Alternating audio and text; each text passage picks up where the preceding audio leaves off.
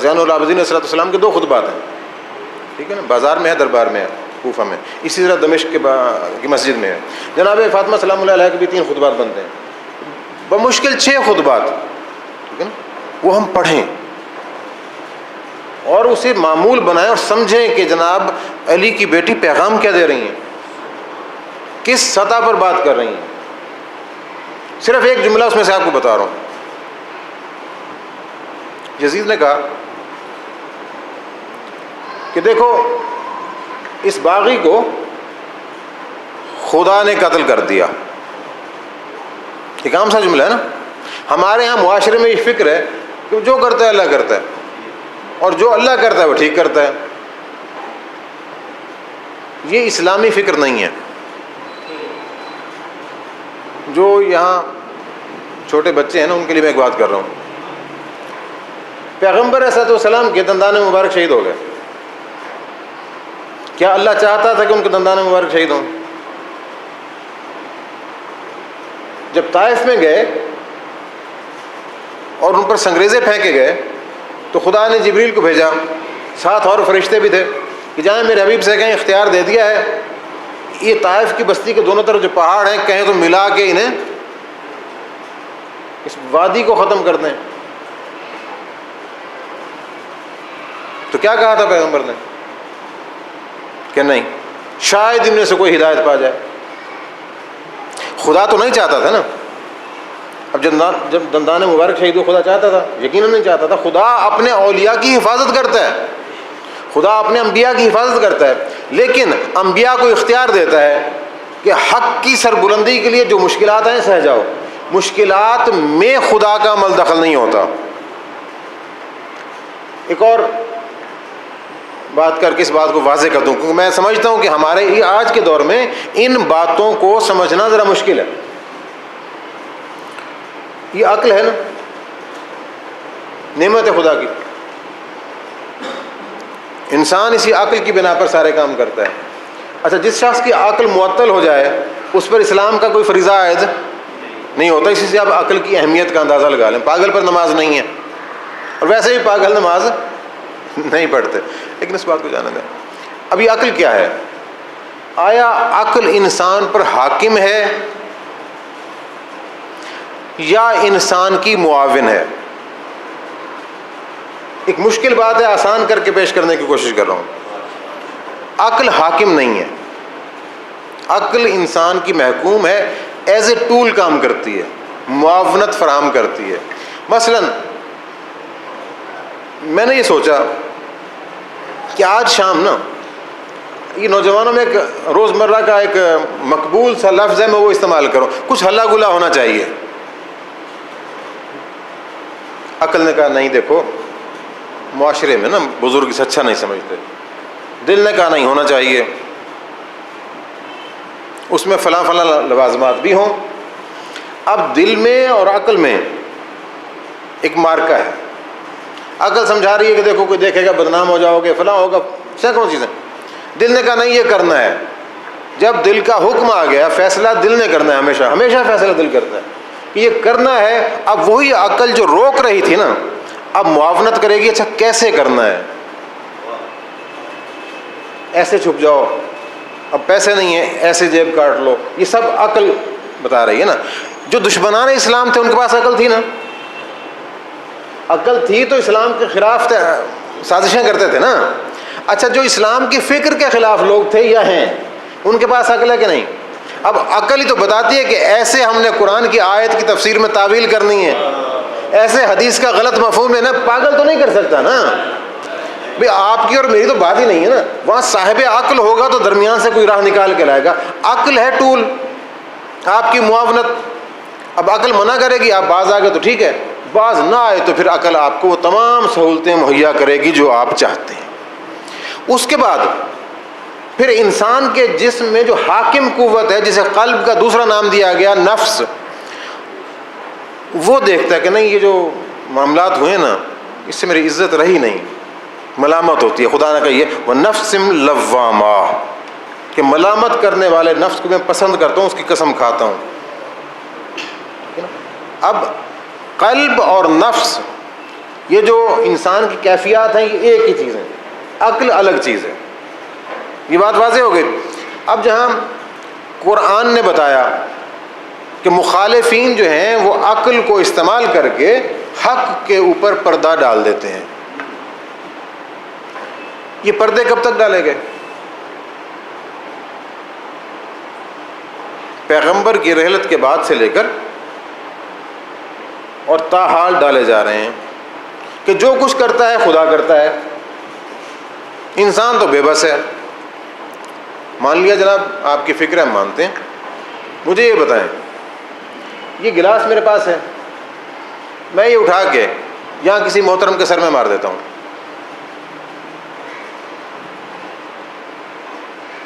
ان کا سر زخمی ہوگا نا. آپ سب اٹھیں گے کہ جناب یہ کیا جاہلانہ حرکت ہے. میں نے تو کچھ نہیں کیا، تو خدا نے کیا ہے. جو کرتا ہے خدا کرتا ہے. میں نے تو خدا کے کام میں معاونت فراہم کی ہے نا. خدا یہی چاہتا تھا کہ مار دو، میں نے اٹھا کے مار دیا. آپ کہیں گے عجیب بے وقوف ہو. اگر فرض کریں خدا ہی نے سب کچھ کرنا ہے، تو جب کوئی قاتل کسی مقتول کو قتل کرتا ہے تو خدا پھر قصاص کا قانون کیوں لاتا ہے؟ لیکن بات سیدھی سادھی ہے، خدا کی طرف سے قصاص کا قانون بھیجا جانا اس بات کی دلیل ہے کہ خدا کے نظام میں جبر نہیں ہے.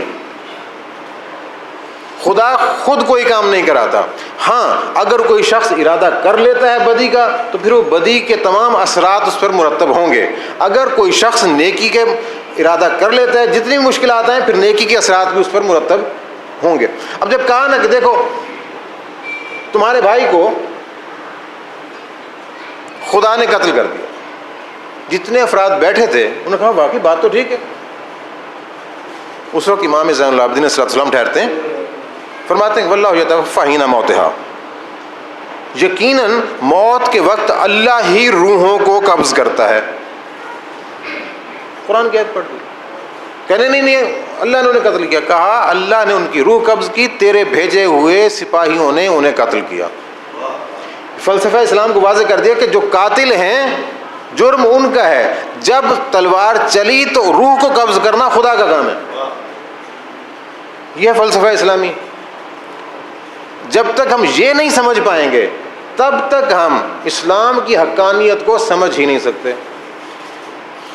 مخاطب ہوا ایک اور موقع پر جناب زینب سلام اللہ علیہ سے کہ دیکھا تمہارے بھائی کے ساتھ اللہ نے کیا کیا.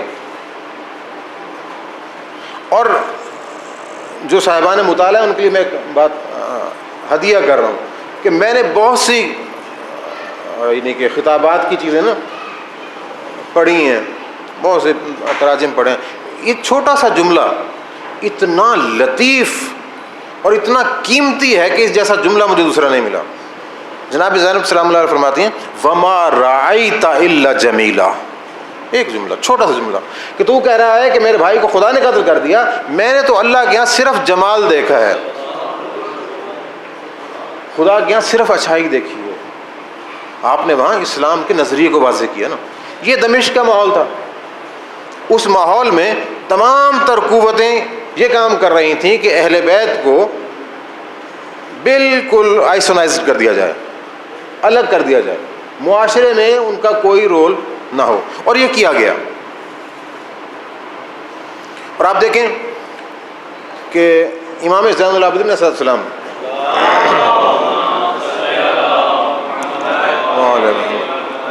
کم و بیش 95 ہجری تک زندہ رہے. صحیفہ کاملہ جیسی کتاب اسی دوران لکھی گئی، رسالۃ الحقوق اسی دوران لکھا گیا. یہ دینی خدمات ہیں امام کی جس میں آپ نے دین کی تعلیمات کو واضح کیا ہے. اچھا، امام فرماتے ہیں کہ بنو امیہ نے توحید کی تبلیغ کی.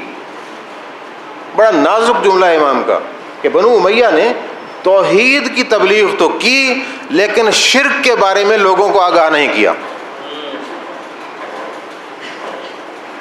یہ بڑا عجیب سا جملہ ہے. توحید تو تب سمجھ آئے گی نا جب شرک سمجھ آئے گا نا. اب جب ہم کہتے ہیں کہ لا الہ تو کس کی نفی کر رہے ہوتے ہیں؟ شرک کی. الا اللہ، کہ اللہ کے علاوہ کوئی نہیں، جو یعنی اللہ کے ہر شریک کی نفی کر رہے ہیں. امام کہتے ہیں کہ بنو امیہ نے لوگوں کو توحید کی تبلیغ تو کی لیکن شرک نہیں سمجھایا. پوچھا گیا مولا کیوں؟ کہا چونکہ شرک کے وہ خود مرتکب ہو رہے تھے۔ اچھا کیا بنو امیہ نے کوئی بت رکھے ہوئے تھے کہ اللہ سے ہٹ کر ان بتوں کی پوجا کرتے تھے؟ نہیں، چونکہ وہ خدا کے احکام کو نہیں مان رہے تھے، کہ جو خدا کو مانے خدا کے احکام کو نہ مانے وہ کون ہے؟ مشرک ہے۔ قرآن مجید کی آیت ہے نا کہ ارأیت من اتخذ الہہ ہوا، کیا تو نے اس شخص کو دیکھا ہے کہ جس نے اپنی خواہش نفس کو اپنا معبود بنا رکھا ہے؟ چلیں یہ بزرگان بیٹھے ہیں، ان سے پوچھ لیتے ہیں آپ نے دیکھا کوئی ایسا شخص جو اپنی خواہشات کی عبادت کرتا ہو؟ جب آپ لغت میں جا کر سرچ کریں نا الوہیت کو، اس کے مقابلے میں بندگی کو، عبادت کو، تو آپ کو ذیل میں ملے گا کہ جو جس کی بات مان رہا ہے اسی کی عبادت کر رہا ہے۔ اب دیکھیں ہمیں بھی سوچنا چاہیے نا کہاں کہاں ہم اللہ کی عبادت کر رہے ہیں، روزمرہ زندگی میں کہاں کہاں ہم اللہ کی عبادت کر رہے ہیں۔ دمشق کا تھا یہ ماحول، تمام احکام دمشق سے آتے تھے، پوری بلاد اسلامی میں نافذ ہو جاتے تھے۔ اب یہاں سے ہم پلٹتے ہیں ان کرداروں کی طرف کہ جو اسلام کے دامن میں تھے، تاکہ دیکھ سکیں کہ ان کرداروں نے کتنی محنت کر کے وہ پیغام ہم تک چھوڑا، ٹھیک ہے نا۔ جب تک حالات کی تلخی سامنے نہ ہو کسی کے عمل کی قیمت نہیں لگائی جا سکتی نا۔ انہوں نے پوچھا کہ جناب آپ بہت دیر سے آئے، کہ جناب راستے میں بہت سی رکاوٹیں تھیں، ٹریفک بلاک تھی۔ اچھا اچھا اچھا، جب واضح ہوا کہ راستے میں رکاوٹیں تھیں اب ان کا عذر ختم ہو گیا۔ جب تک ہمیں یہ راہ اہل بیت میں آنے والی رکاوٹوں کے بارے میں علم نہیں ہوگا نا، ہمیں اہل بیت کی عظمت پتہ نہیں چلے گی۔ کل میں نے ایک بات کی تھی کہ خدا کی مخلوق میں جتنی بھی چیزیں ہیں ان سب کی عظمت علی کی دختر کے ایک چادر کے ہٹنے سے زیادہ نہیں ہے۔ تو قیمت تھی نا بھئی، یہ چادر کیا تھی؟ مثالیہ تھی آیہ تطہیر کا نا، اس لیے اس کی قدر و قیمت تھی۔ جب زینب کے سر پہ آئی تو اس چادر نے اسلام پر سایہ کیا۔ جب ہمیں یہ حقیقت پتہ چلے گی دیکھیں گے۔ امام علیہ الصلوۃ والسلام کے پاس مدینہ میں 3 افراد تھے اور چوتھے امام تھے کہ جن کے بارے میں تمام مورخین یہ لکھتے ہیں کہ اگر یہ 4 افراد میدان جنگ میں ٹھہر جائیں تو دنیا میں کسی کی جرت نہیں کہ انہیں شکست دے سکے۔ پہلا کردار خود امام حسین علیہ السلام، کیونکہ امام اپنے زمانے کا سب سے اعلیٰ ترین فرد ہوتا ہے، تو اگر امام اعلیٰ ترین فرد ہے تو بہادری میں بھی اعلیٰ ترین ہوگا نا۔ دوسرا فرد جناب محمد ابن حنفیہ، فرزند امیر المومنین۔ جناب محمد ابن حنفیہ کی صورتحال یہ، ان کے کردار کو بہت کم بیان کیا جاتا ہے۔ جنگ میں عموماً امیر المومنین علیہ السلام امام حسن اور امام حسین علیہ السلام کو اپنے پاس بٹھاتے تھے، ایک خیمہ نصب کر دیتے تھے، اس میں ان دونوں اماموں کو بٹھا دیتے تھے اور جنگ کرنے کے لیے جناب محمد ابن حنفیہ کو بھیجتے تھے، جاؤ بیٹا۔ ایک جنگ میں میدان کارزار بالکل عروج پہ امام نے جناب محمد ابن حنفیہ کو بھیجا کہ جاؤ بیٹا دشمن پہ حملہ کرو۔ نقاب ڈالی ہوئی تھی، گھوڑے پہ سوار، اور جا کے قلب لشکر میں حملہ کیا۔ لشکر کی سائڈ سے امام کے کچھ اور سپاہی تھے، انہوں نے کہا کہ مولا علی قلب لشکر میں پہنچ گئے ہیں، انہیں نہیں جانا چاہیے تھا۔ آئے امام کے خیمے کی طرف تو امام وہاں موجود تھے، کہا مولا آپ یہاں، ہم تو سمجھے تھے کہ آپ حملہ کریں، کہا وہ میرا بیٹا محمد حنفیہ ہے۔ اب جس وقت گئے ہیں نا دوسری مرتبہ حملہ کرنے کے لیے، حملہ کیا، سامنے سے جتنی بھی فوج تھی دشمن کی، امیر شام کے لشکر کی، انہوں نے تیر بارانی کی۔ جب تیر آیا نا تو تھوڑا سا ایسے سر نیچے کیا، معمولی سا۔ علی کی شجاعت نے یہ برداشت نہیں کیا، مولا علی آئے اور تاریخ کہتی ہے کہ محمد ابن حنفیہ کے سینے پر اپنی کوہنی ماری ہے، کہا یہ تمہاری ماں کی طرف سے ہے۔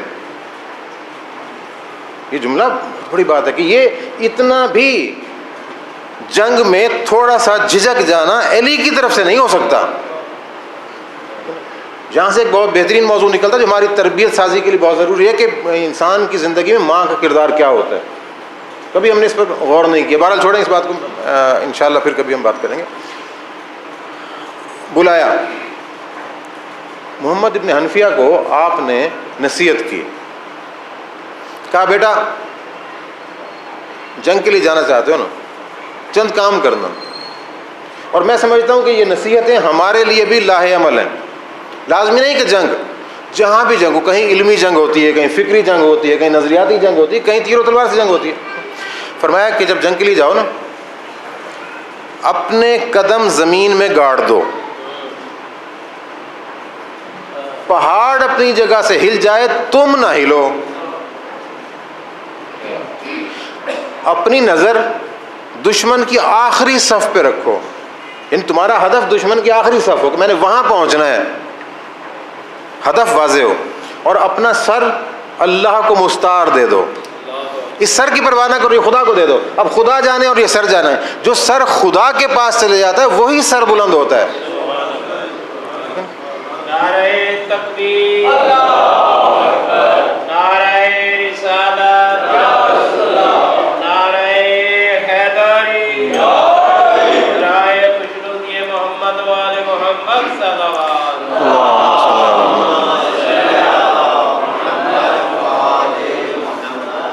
یہ ایک کردار تھا امام حسین علیہ السلام کے پاس، لیکن آپ نے کیا کیا؟ اپنے اس بھائی کو مدینہ میں چھوڑ دیا کہ بھائی میں چاہتا ہوں مدینہ میں رہیں، اور میں یہ وصیت لکھ کے دے رہا ہوں۔ وہ وصیت آپ نے لکھ دی۔ اچھا مجھے یہ بتائیے کہ جب محمد ابن حنفیہ نے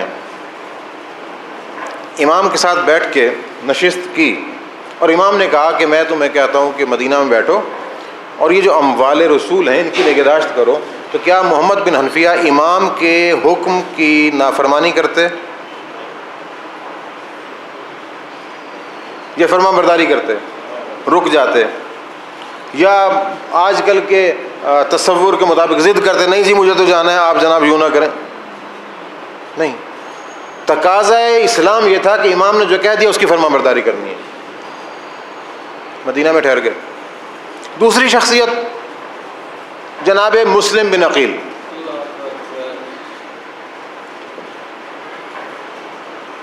انتہائی بہادر اور خاندان عقیل کی بہادری کے امین، بہت سی جنگوں میں ان کے کارنامے، خود امیر المومنین صلی اللہ علیہ وسلم کے ساتھ ان کے اتنے جہاد ہیں کہ اگر آپ تھوڑا سا آل عقیل کے حوالے سے تاریخ کو دیکھیں، تاریخ بھری پڑی ہے۔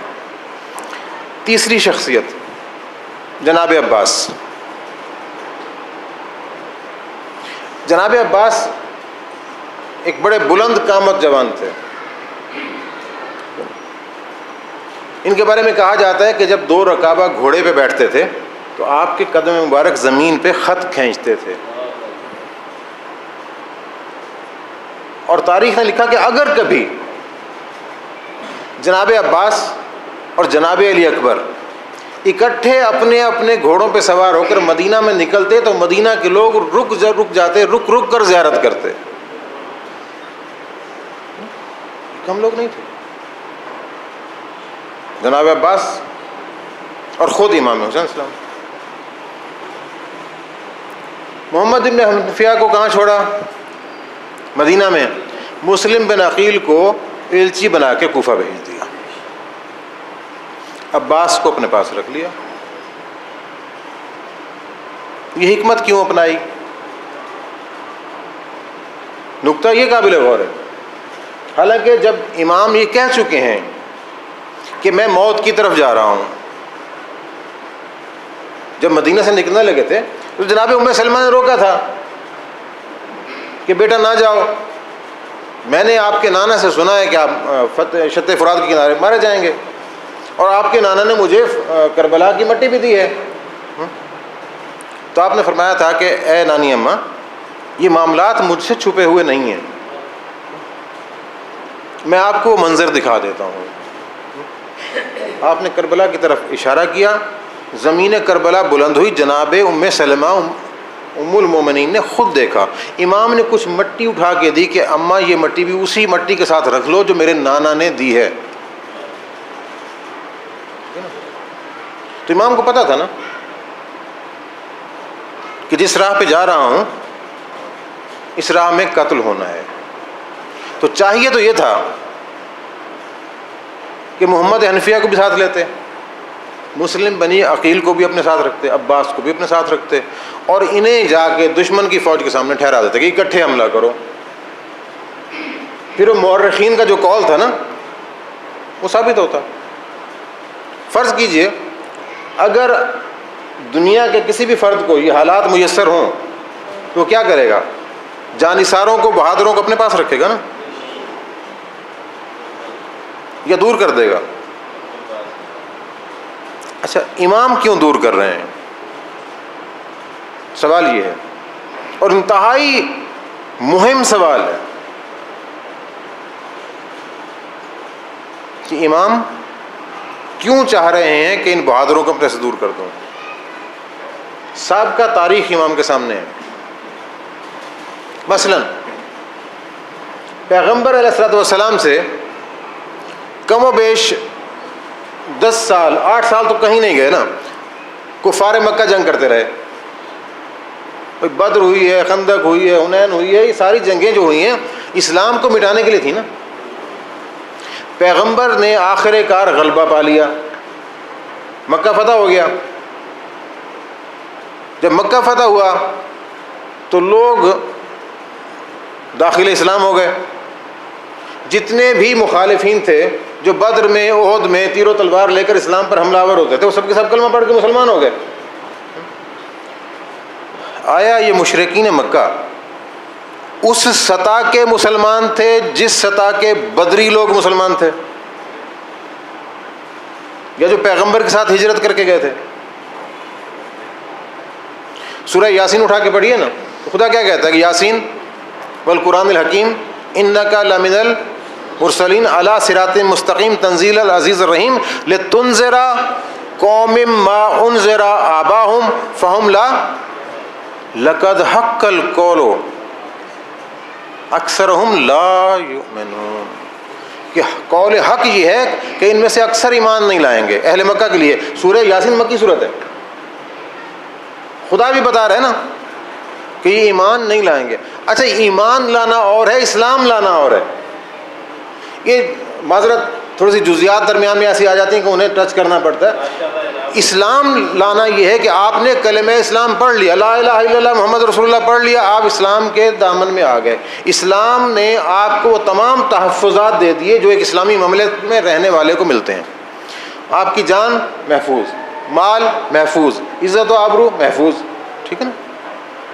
مسلمان کے لیے ہے۔ اچھا، اسلام لانا زبان کا کام ہے، ایمان لانا دل کا کام ہے۔ خدا نے یہ نہیں کہا تھا کہ وَأَكْثَرُهُمْ لَا يُسْلِمُونَ وَأَكْثَرُهُمْ لَا يُؤْمِنُونَ، کہ یہ ایمان نہیں لائیں گے، ان کے دل کی کیفیت بدلنے والی نہیں۔ اب مسلمان ہو گئے، مکہ پر بھی، مدینہ پر بھی، اور دیگر علاقوں پر بھی اسلام کی حکومت قائم ہوگی، پیغمبر کو حکومت مل گئی نا۔ اور جب پیغمبر علیہ السلام نے اپنی زندگی کا پہلا حج کیا، وہی آخری تھا، کتنے افراد تھے؟ آخری حج میں پیغمبر کے ساتھ کم از کم 1.25 لاکھ کے بارے میں روایات ہیں، 1.25 لاکھ افراد پیغمبر کے ساتھ۔ بدر میں کتنے تھے؟ 313 تھے نا؟ اچھا، احزاب میں جا کے 1000 ہوتے ہیں، جب وہ منافقین واپس چلے گئے تھے نا 1000 بچتے ہیں۔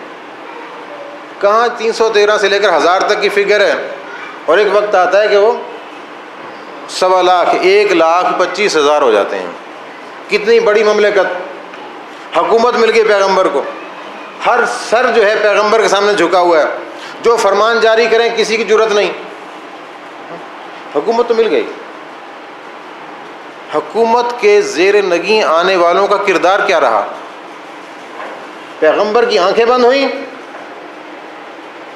اقتدار کے لالچیوں نے بڑھ کے اقتدار پہ قبضہ کر لیا، اور پھر اسلام سے وہ حشر کیا گیا کہ بالکل 180 کے زاویے سے اسلام کو پلٹ دیا گیا۔ تاریخ کو پڑھ لیجیے۔ یہ پہلا تجربہ امام حسین صلی اللہ علیہ وسلم کے سامنے تھا۔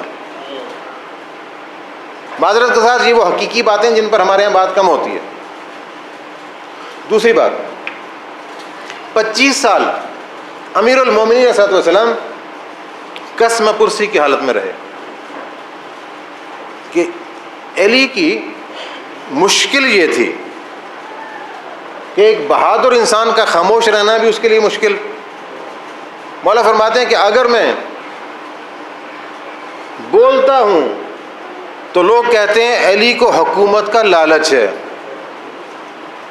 اور اگر خاموش ہوتا ہوں تو کہتے ہیں علی ڈر گیا۔ آج بھی حق پرستوں کو یہ ایسا ہی سوچنا پڑتا ہے، ایسا ہی سامنا کرنا پڑتا ہے نا، نہ بول سکتے ہیں نہ خاموش رہ سکتے ہیں۔ تو کتنا کرب ہوتا ہے اس شخص کے لیے کہ جو نہ بات کر سکے نہ خاموش رہ سکے، اور جبکہ صاحب علم بھی ہو۔ 25 سال اسی طریقے سے امیر المومنین نے گزارے۔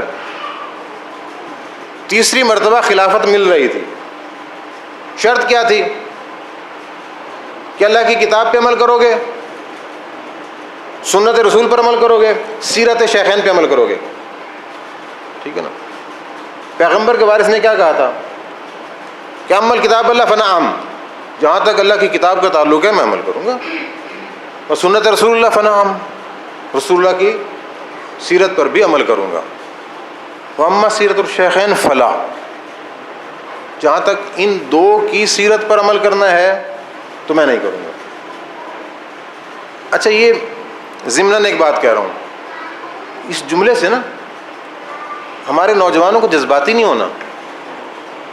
اس میں ایک عادل جملہ پنہا ہے کہ اگر سیرت شیخین قرآن اور سنت رسول کے مطابق ہے، ٹھیک ہے نا، تو پھر تیسری شرط کے طور پر لانے کی ضرورت نہیں ہے۔ اگر سیرت شیخین، اگر ان دو بزرگان کی سیرت اللہ کی کتاب اور رسول کی سیرت کے مطابق ہے، پھر تو ایک الگ سے جز بنا کے لانے کی ضرورت نہیں ہے، اور اگر اللہ کی کتاب اور سنت رسول کے موافق نہیں ہے تو پھر قبول کرنے کی ضرورت نہیں ہے، ٹھیک ہے۔ تو علی نے ایک انکار کر کے قیامت تک کے لیے مسئلہ واضح کر دیا۔ اچھا یہ دیکھیں، کسی بات کو ماننا یہ کوئی خوبی نہیں ہے، کسی بات سے انکار کرنا خوبی ہے۔ کلمہ اسلام بھی انکار سے ہے نا، کہ لا کے کیا معنی ہے؟ نہیں، اسلام کی بنیاد ہی لا ہے کہ جہاں باطل دیکھو کہہ دو نہیں۔ اچھا، اب امیر المومنین صلی اللہ علیہ وسلم کو جب حکومت مل گئی، لیکن بعد میں آپ کے سامنے حالات ہیں انہیں بیان نہیں کرنا چاہتا، کہ لوگ سیلاب کی طرح امڑ آئے کہ آپ حکومت سنبھالیں۔ آپ نے بہت کوشش کی کہ نہیں، آپ نے فرمایا کہ لے جاؤ اپنی اس خلافت کی لنگڑی اونٹنی کو، یہ میرے نزدیک بھیڑ کی ناک سے بہنے والی غلاظت سے بھی بدتر ہے، ہاں مگر اس کے ذریعے میں خدا کے احکام کو نافذ کر سکوں۔ لوگ پھر آئے، کہا کل دیکھیں گے۔ جب مسجد میں چلے گئے، لوگ جمع ہو گئے، تو آپ نے فرمایا ایک شرط ہے کہ میں اللہ کی کتاب اور سنت رسول پہ عمل کروں گا، کسی اور کی بات نہیں مانوں گا، اور تمہیں میری بات ماننا ہوگی۔ بیعت ہو گئی۔ چند لوگ تھے جنہوں نے بیعت نہیں کی، میں تذکرہ نہیں کرنا چاہتا۔ جب امیر المومنین کی بیعت ہو گئی، امیر المومنین اقتدار پہ آ گئے نا، جس طرح پیغمبر اقتدار میں آئے تھے، امیر المومنین کی بھی حکومت قائم ہو گئی۔ اب امیر المومنین کی جب حکومت قائم ہوئی تو کیا ہوا؟ ایک طرف سے قصاص عثمان کا نعرہ لگایا گیا، ایک طرف سے جمل کا میدان گرم کیا گیا، اور علی کے کردار کو قیامت تک کے لیے مشکوک بنا دیا گیا۔ آج تک مورخ یہ فیصلہ نہیں کر سکا کہ علی حق پر تھے کہ مخالف حق پہ تھا، اگرچہ صاحبان علم نے حلفیہ کہا کہ علی بہرحال حق پر تھے، کیونکہ پیغمبر نے کہا کہ الحق مع علی وعلی مع الحق، القرآن مع علی وعلی مع القرآن، یہ سب کچھ تھا۔ لیکن بہرحال تاریخ میں واضح نہیں ہو سکا یہ معاملہ. پھر اقتدار ملا امام حسن علیہ السلام کو. انتہائی مکار دشمن نے سازشیں کر کے اس حد تک امام کے ساتھ چلنے والوں کو مجبور کیا کہ انہوں نے امام کے جسم اقدس کے تلے سے بستر چھین لیا, خنجر سے حملہ آور ہو گئے. آخر کار دشمن نے زہر دے کر شہید کر دیا. اب یہ سارے تجربات تھے نا کہ اگر میں حکومت لینے کو مقصد بناؤں, اقتدار حاصل کر لوں گا, لیکن یہ سازشی عناصر ختم نہیں ہوئے. حسین مولا نے ایک نئی اسٹریٹجی متعارف کرائی کہ ہمیشہ ضروری نہیں کہ آپ فتح یاب ہو کر حق کو نافذ کریں. بعض اوقات حق جسموں پہ چھا جاتا ہے, فتح یاب ہونے سے دلوں میں نہیں اترتا. آپ نے وہ طریقہ استعمال کیا کہ ان لوگوں کے دلوں میں حق کو بو دیا جائے.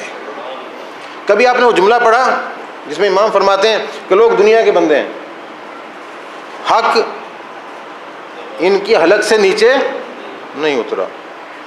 اچھا, اس ایک چھوٹی سی بات جسے کہتے ہیں فوڈ فار تھاٹ, وہ آپ کو دے رہا ہوں. امام نے کہا کہ جناب حق جو تھا ان کی حلق سے نیچے نہیں اترا. کسی بات کو سمجھنے کے لیے عقل ضروری ہوتی ہے. صاحب عقلی بات سمجھے گا نا, یہ پہلے ہم بات کر چکے ہیں. اچھا, عقل کا مقام کہاں ہے؟ دماغ, سر. یہ سر جو ہے یہ حلق سے نیچے ہے یا اوپر ہے؟ سمجھنے کے تمام سامان, یہ ہماری سمجھنے کی فیکٹری کہاں ہے؟ اوپر ہے. امام کہہ رہے ہیں حلق سے نیچے نہیں اترا. معصوم کے جو کلمات ہیں نا, یہ کلمات بھی معصوم ہوتے ہیں. یہ ایسے سن لینے اور چھوڑ دینے کے لیے نہیں ہوتے. ایک ایک کلمے میں رمز زندگی ہوتی ہے.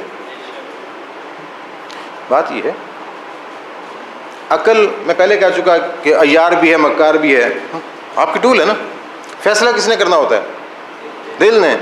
دل زبان سے حلق سے اوپر ہے یا نیچے ہے؟ امام نے فرمایا کہ حق ان کے حلق سے نیچے نہیں اترا. جو حق ہے نا وہ ان کے دل میں نہیں آیا. جب تک حق دل میں نہ آئے, زبان تک رہتا ہے, انسان کے جسم پہ نافذ نہیں ہوتا. خدا نے کیا کہا تھا کہ خدا کہیں نہیں سماتا الا بقلب المومن, مومن کے دل میں سما جاتا ہے. خدا عقل میں کیوں نہیں سماتا؟ بھئی عقل بھی خدا کی مخلوق ہے. آپ کہہ رہے ہیں جی خود مخلوق ہے, مخلوق کیسے خالق سما جائے؟ بھئی دل بھی تو خدا کی مخلوق ہے. یہ انسان کا ایک ایک روح جو ہے خدا کی مخلوق ہے. لیکن خدا نے بتایا کہ دل تمہارے فیصلہ کرنے کی قوت ہے. جب دل فیصلہ کرے گا اسی پر تم عمل کرو گے. جب دل میں حق آ جائے پھر فیصلہ حق کے مطابق ہوگا. اسی لیے مولا نے کہا کہ حق تمہارے حلق سے نیچے نہیں اترا. اس حلق سے نیچے اترے گا تو دل تک جائے گا نا. جب دل میں سما جائے گا تو پھر وہ بنے گا ایسا کردار جیسے مولا حسین کے ساتھ تھے, جس میں نسل بھی نہیں تھی, رنگ بھی نہیں تھا, کچھ بھی نہیں تھا. بلکہ اگر میں یہ جملہ کہہ دوں کہ کربلا میں امام حسین کے لشکر میں جدھر دیکھو حسین ہی حسین نظر آتے تھے. بے شک وہ جون ہو. جون کیا تھے؟ غلام تھے نا. کس کے غلام تھے؟ ابو ذر غفاری کے. اب یہ معلومات ہمیں ہونا چاہیے. ابو ذر غفاری کے غلام تھے. ابو ذر غفاری کون تھے؟ رسول خدا صلی اللہ علیہ وسلم کے صحابی. تو یہ جو غلام تھا جون کس زمانے کا تھا؟ رسول اکرم صلی اللہ علیہ وسلم کے زمانے کا. پیغمبر علیہ الصلوۃ والسلام نے مکہ میں کتنی زندگی گزاری؟ 10 سال اور کچھ مہینے نا, ایسے ہی ہے نا. 13 سال مکے میں. اچھا, یہ ہجری سال کب سے شروع ہوتا ہے؟ ہجرت کرنے کے بعد مکہ کے دور میں. واقعہ کربلا کب ہو رہا ہے؟ 61 ہجری میں. چلے ہم 60 سال تو لگا لینا. تو کم و بیش جون 60 سال سے زیادہ عمر کے تو ہوں گے. دیکھیں ان حقائق کو پیش نظر نہیں رکھیں گے ہمیں بات سمجھ نہیں آئے گی. کیونکہ جون ابو ذر کے غلام تھے. غلام کس لیے رکھا جاتا ہے؟ غلام خرید لیتے ہیں نا آپ, خدمت کے لیے. اچھا, کوئی 4 سال کے بچے کو تو خدمت کے لیے نہیں رکھتا نا. ایک جوان ہوگا تبھی خدمت کے لیے ہوگا نا. جتنی بھی عمر ہو. پیغمبر کے زمانے میں باہر صورت جون جو تھے وہ لڑکپن میں تو ضرور ہوں گے نا. جب ابو ذر ربضہ میں شہید کر دیے جاتے ہیں تو یہ جون آ جاتے ہیں امیر المومنین صلی اللہ علیہ وسلم کے پاس، آپ کے پاس رہتے ہیں. امیر المومنین جون سے غلاموں والا سلوک نہیں کرتے، بھائیوں والا سلوک کرتے ہیں. جب امیر المومنین کی شہادت ہوتی ہے تو یہی جون مولا امام حسن کی تولیت میں آ جاتے ہیں. جب امام حسن کی شہادت ہوتی ہے تو پھر اسی جون کے تمام جو کاروبار زندگی تھے وہ امام حسین صلی اللہ علیہ وسلم کے پاس آ جاتے ہیں. امام مدینہ سے چلے، جون بھی چلے. جس طرح امام کے گھر والے چلے، جون بھی کربلا میں آ گئے. تو کتنی عمر ہوگی؟ چلے 75-80 کے قریب تک ان کی عمر ہے. یہ 75 سال یا 80 سال عمر کا کون سا حصہ ہوتا ہے؟ خدا فرماتا ہے کہ وَمَن نُعَمِّرْهُ نُنَكِّسْهُ فِي الْخَلْقِ، کہ جسے ہم عمر زیادہ دیتے ہیں اس کی جسمانی خلقت میں کجی ڈال دیتے ہیں، کمی ڈال دیتے ہیں. افلا تعقلون، تم سمجھتے نہیں ہو؟ تو لہٰذا اب جون اتنے جوان بھی نہیں ہیں، جسم میں طاقت بھی نہیں ہے، کچھ بھی نہیں ہے. مان لیا جس وقت کربلا میں تھے تو امام نے ان کے ساتھ اپنے بھائیوں جیسا سلوک کیا. روز عاشور جون آ جاتے ہیں، ٹھیک ہے نا، کہ مولا مجھے اجازت دیجیے. یہ میں مصائب کے حوالے سے بات نہیں کر رہا. مولا کہتے نہیں جون تم نہ جاؤ. اب جون مزاج امام کو جانتے ہیں، اور جہاں محبت ہوتی ہے وہاں انسان مچل مچل کے بات کرتا ہے نا، ناز برداری سے بات کرتا ہے کہ نہیں مولا مجھے جانے دیں. اب امام کہہ سکتے تھے کہ جون تم غلام ہو، اسلام نے غلاموں سے اچھا سلوک کرنے کا حکم دیا ہے، ٹھیک ہے نا. امام کیا فرماتے ہیں؟ کہا جون تمہیں ہم نے خدمت لینے کے لیے نہیں رکھا تھا، تمہاری خدمت کرنے کے لیے رکھا تھا. یہ ہے کردار. یہ کربلا کا درس ہے کہ کربلا تعمیر انسانیت کر رہی ہے.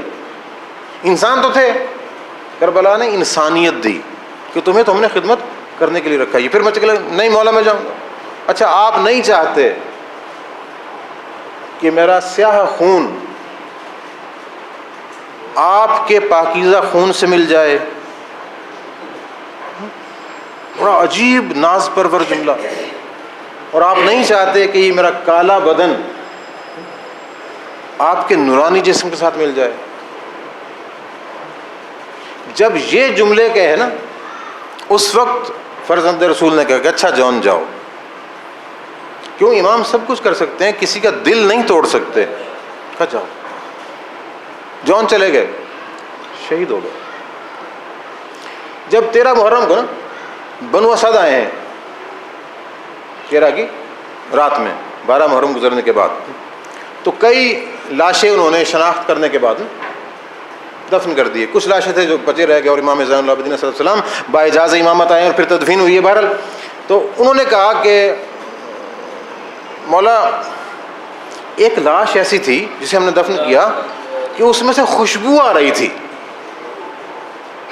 لاش میں سے خوشبو آ رہی تھی. تو امام نے فرمایا کہ ہاں وہ ابو ذر کے غلام جون کی لاش تھی.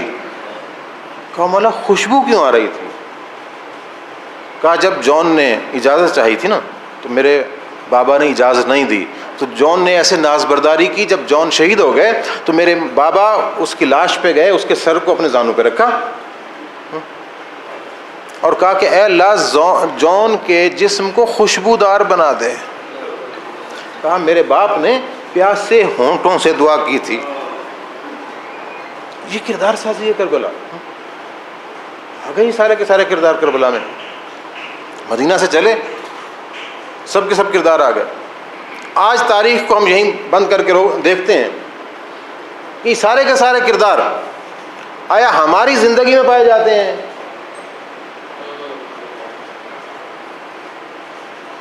ہماری عملی سیرت میں ہیں؟ اگر نہیں ہے تو ہمیں پریشان ہونا چاہیے کہ ان کرداروں کو ہم نے اپنے اندر سمانا ہے۔ اب یہ سارے کی ساری سیرتیں امام کے سامنے تھیں کہ میرے جد کو حکومت ملی، اسلام میں نظریاتی انحراف آیا، میرے بابا کو حکومت ملی، آپ کی حکومت کے دور میں ہی خوارج اسلام سے نکل گئے، میرے بھائی کو حکومت ملی، خوارج نے میرے بھائی پہ حملہ کیا، میرے بھائی نے حکومت چھوڑ دی، 10 سال تک ہمارے خاندان کے خلاف سازشیں ہوتی رہیں۔ یہ سب حقیقتیں تھیں نا، اسی لیے امام نے ان بہادروں کو اپنے ساتھ نہیں لیا کہ ہمیشہ بچ کے فتح یابی نہیں ہوتی، کبھی قربان ہو کے فتح یابی ہوتی ہے۔ 1400 سال گزر گئے، کافر مورخ بھی نہیں لکھ سکا کہ حسین ہار گئے۔ یہ بے سر و سامانی کے عالم میں فتح یابی ایک کردار کی فتح یابی ہے، یہ اس اسٹریٹجی کی فتح یابی ہے کہ جسے آپ نے اپنایا اور دشمن کا قیامت تک کے لیے منہ بند کر دیا، اور دشمن کے چہرے پر، بلکہ یوں کہوں کفر و نفاق کے چہرے پر پڑی ہوئی اسلام کی نقاب کو چھین لیا، قیامت تک کے لیے باطل کو عیاں کر دیا۔ کوئی شخص یہ نہیں کہہ سکتا کہ حسین کے مقابلے پہ یزید حق پہ تھا، حتیٰ کہ یزید کی اولاد بھی نہیں کہہ سکی۔ تاریخ نے بتایا کہ جس وقت یزید کے بیٹے کو حکمران بنایا گیا ہے، معاویہ ثانی کو، اس نے کیا کیا تھا؟ تخت پہ بٹھایا، بیٹھا کہ جناب آپ بادشاہ اٹھایا کہ نہیں، اس تخت نے تو اسلام کو تاراج کر دیا، میرا باپ بھی غلط تھا، میرا دادا بھی غلط تھا، یہ تخت پر قبضہ کرنا ہی غلط تھا، میں اس پر نہیں بیٹھ سکتا۔ تو جب حق مظلومیت کی چادر اوڑھ کر آتا ہے نا، تو دشمن کے گھروں میں بھی حق کو روشن کر دیتا ہے۔ آج بھی ہم اس دور میں اپنی سیرت و کردار سے ایسا کر سکتے ہیں۔ اب دوسری بات کہ امام نے یہ کیوں چاہا کہ میں فتح حاصل کرنے کے لیے نہ جاؤں؟ آپ کے ذہن میں بات ہوگی کہ جس وقت عبداللہ ابن عباس نے مدینہ میں آپ کو روکا تو آپ نے انہیں کیا کہا تھا کہ میں پیغمبر علیہ السلام کو خواب میں دیکھتا ہوں، میرے جد کہتے ہیں کہ یا بنی اخرج الی العراق، کہ میرے بیٹے عراق کی طرف جاؤ۔ سبب کیا بناتے ہیں؟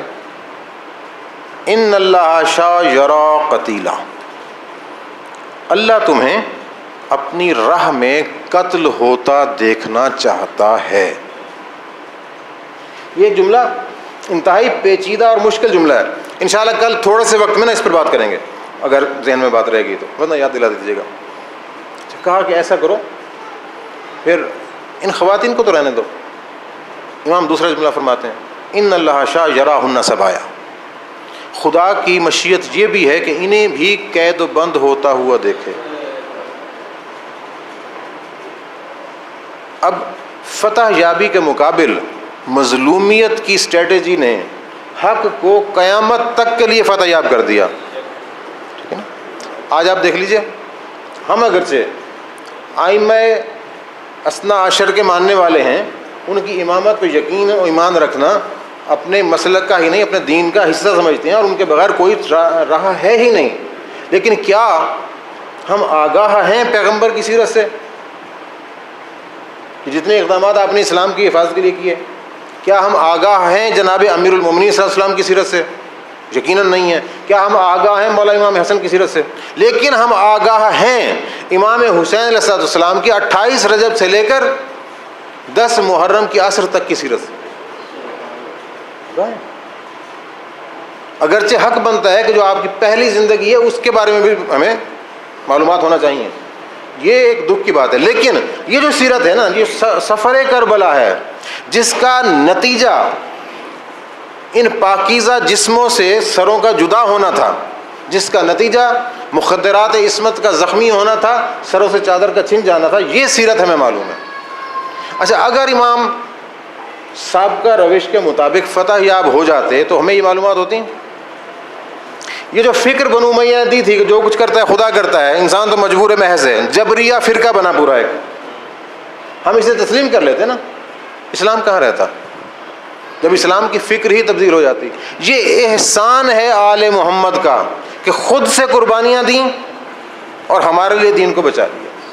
پیغام یہ دیا کہ دیکھو تمہارے لیے دین کو بچا کر جا رہے ہیں، خدا نے تم سے یہ نہیں پوچھنا۔ یہ میں آج کے دور کی بات کر رہا ہوں کہ سن 61 ہجری میں حسین اتنی مظلومیت کا شکار کیوں ہوئے، یہ سوال ان سے کیا جائے گا جو اس وقت موجود تھے۔ ہم سے سوال یہ ہوگا کہ تم زندہ تھے، حسین کی فکر مظلومیت کا شکار کیوں ہوئی، حسین کا نظام مظلومیت کا شکار کیوں ہوا، جو حسین کرنا چاہتے تھے وہ تم کیوں نہ کر سکے؟ زیارت میں کیا پڑھتے ہیں ہم؟ یا لیتنا کننا معکم فافوز فوزا عظیما، اے کاش میں آپ کے ساتھ ہوتا تو اس کامیابی پر فائز ہو جاتا۔ میرے دوست یہ 72 جو فائز ہوئے نا اس کامیابی پر، یہ انہی کا مقام تھا، یہ انہی افراد کا مقام تھا کہ جو اس کامیابی پر فائز ہو گئے۔ آپ سعید بن عبداللہ کو دیکھ لیجئے، ٹھیک ہے نا، زہیر کو دیکھ لیجئے، امام نماز خوف پڑھتے ہیں، 13 تیر لگتے ہیں شہید کے جسم میں۔ ہے کوئی ہم میں کہ اپنے امام کے سامنے حفاظتی آڑ بن کے ایک تیر بھی برداشت کر لے؟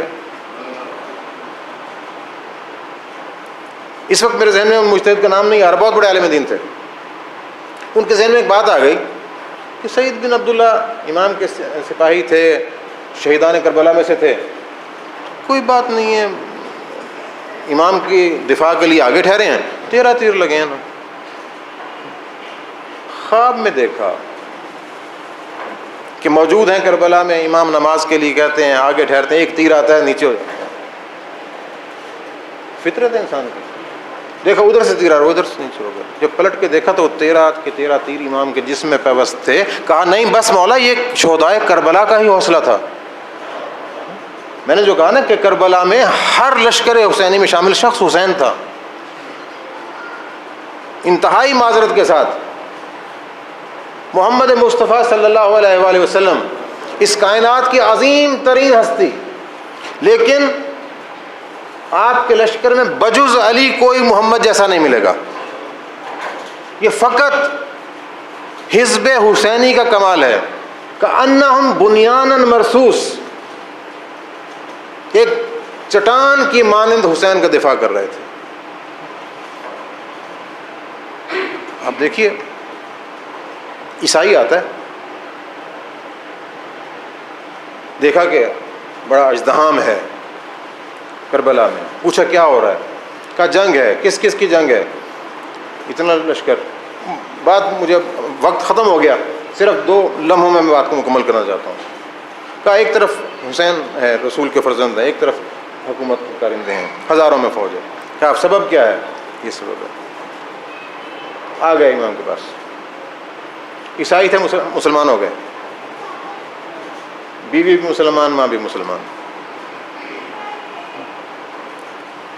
اب جنگ ہونے لگی، ماں نے کہا کہ بیٹا جاؤ